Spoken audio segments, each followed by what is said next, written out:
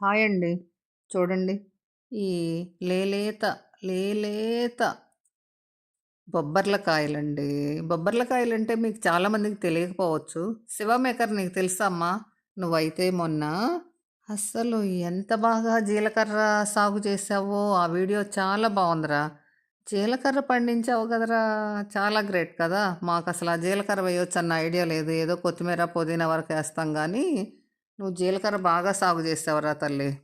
అయితే మేమైతే ఇప్పుడు ఈ బొబ్బర్ల కాయలు కూర చేయబోతున్నా. అంటే రేరండి మాకివి.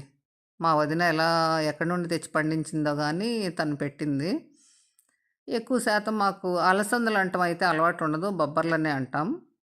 ఏదో బొబ్బర్లతో గారెలు చేసుకోవటం అని, ఏంటంటే ఇంకోటి నవధాన్యాల్లో బొబ్బర్లు ఒకటి చూస్తుంటాం.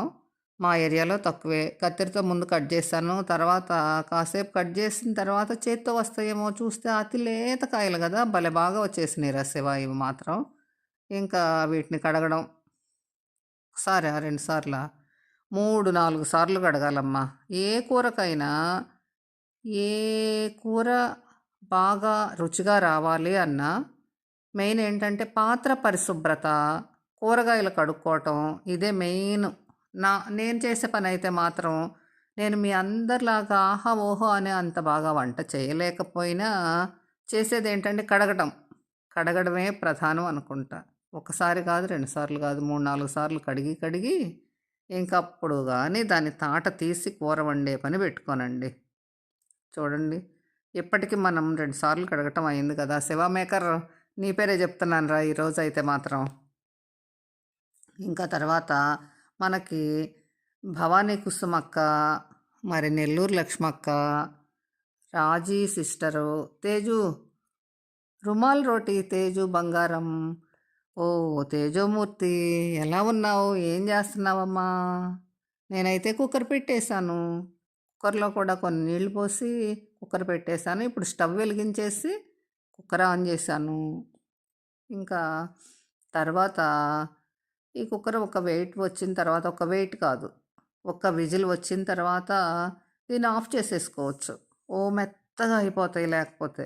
అందుకని కుక్కర్ ఒక కూత రానిచ్చి మెల్లగా పడేసుకోవాలండి. సరే ఇంకా అది అలా ఉంటే అదిగో విజిల్ వచ్చేసింది. ఇంకా ఇది ఆఫ్ చేసేసుకోవటమే. ఎందుకంటే లేత కాయలు కాబట్టి. అదిగో చక్కగా అలా స్ట్రైనర్‌లో వడపోసి స్ట్రైనర్ అంటే ఏముందిలే వడగిన్ని అంతే.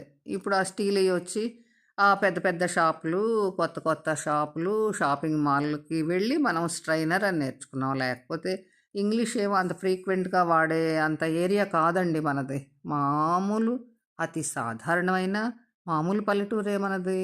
అయితే నేను ఈ స్టీల్ బాండీలో ఫస్టు పూరి చేసుంది ఆ రోజు ఉదయం. నేనైతే ఈ కూర ఇవాల్టిది కాదమ్మో! నెల రోజులవుతున్నట్టుంది ఈ కూరొండి. ఎప్పుడో టెలిగ్రామ్ యాప్‌లో పోస్ట్ చేసింది. ఈరోజు నేను పోస్ట్ చేయబోతున్నా.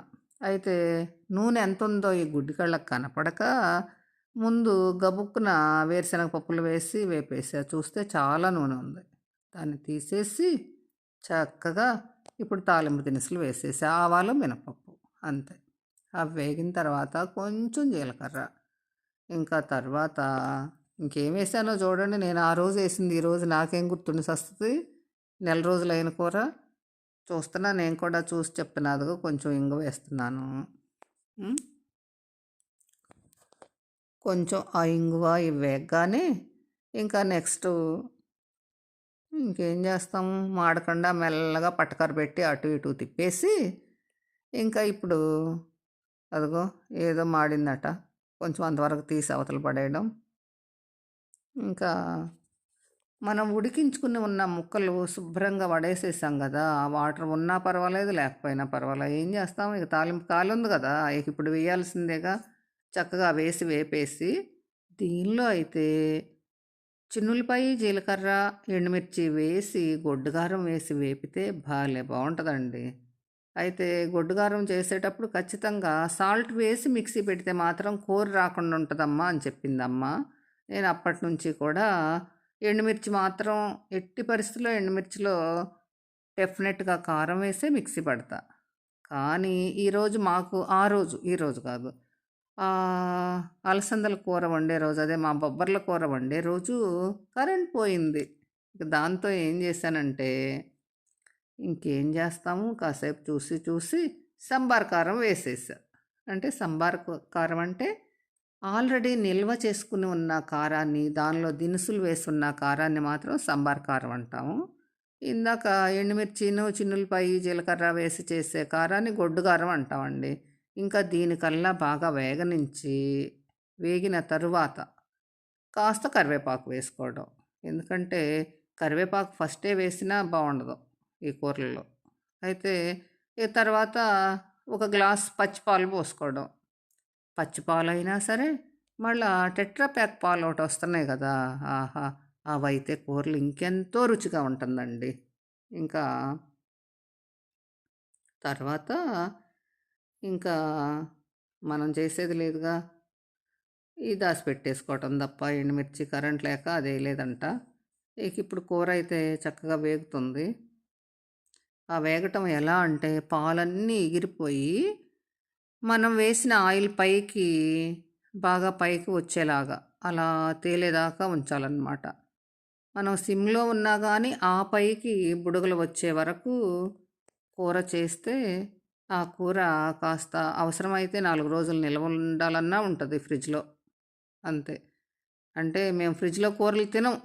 తినటం మంచిది కాదు అంటే అది మనం చెప్పలేమనుకోండి. మరి సందర్భాన్ని బట్టి, అవసరాన్ని బట్టి ఫ్రిడ్జ్‌లో కూరలు తినే అవసరం వస్తే తింటాం. అంతేనండి. అంతే. ఇక అంతకుమించి ఇంకేం చెప్తాను నేను మాత్రం. ఆ కూర విషయం అయితే మాత్రం.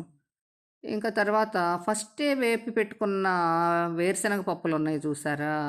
అబ్బా! అవేస్తే కూర ఎంత మధురంగా ఉంటుందంటే, మెత్తబడకుండా చక్కగా ఉన్న ఈ పప్పులు, ఈ కూర కలుపుకొని తింటంటే వేడి వేడి అన్నంలో అబ్బా! ఆహా! నేను చెప్తానుగా, ఆ పరమశివుడే ప్రత్యక్షమైనంత ఆనందంగా ఉంటుందండి. హాయ్